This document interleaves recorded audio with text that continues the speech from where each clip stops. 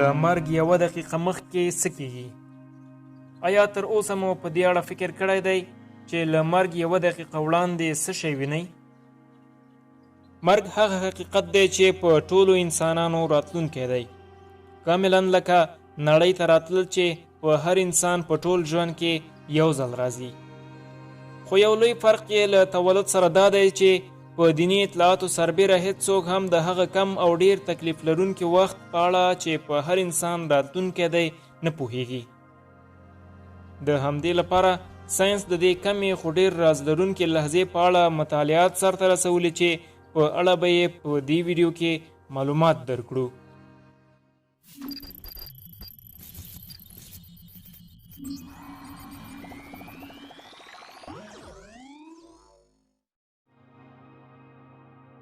که د مرګ له سختیو او اسانیو تیر شو نو د مرګ د لحظې احساس او هغه تغییرات چې په دې کمه موده کې د انسان په مغز کې راځي د ټولو انسانانو لپاره یو ډول دي.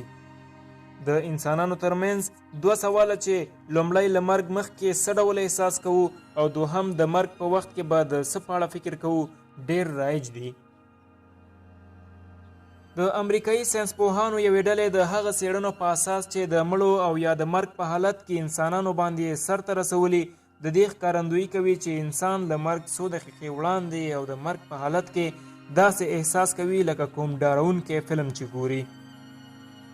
خو دلته سوال دا دی چې د دغه ویرې تر شا راز څه دی؟ د څیړنو په اساس علمي ترین ځواب دا دی چې کله چې په انسان ویره راځي نو په دې وخت کې د مغزو یوه برخه چې هایپوتالاموس ورته وایي له روحي فشار سره ډیر اساس دی د ځینو هورمونونو په نشرولو سره فعالیت شروع کوي. په دې شرایطو کې هایپوتالاموس د ادرینالین د انتشار لامل کیږي چې بدن د غبرګون لپاره آماده کړي. دغه څیړنې ښیي چې خلک د مرګ په حالت کې داسې احساس کوي لکه کوم ډارونکی فلم چې ګوري. کوښښ کوي چې چیغې ووهي او فریاد وکړي، خو نه څه اوري او نه څه ویلی شي، ځکه چې په دې لحظه کې تنفس قطع شوی وي او مغز هیڅ رقم کار نشي کولی.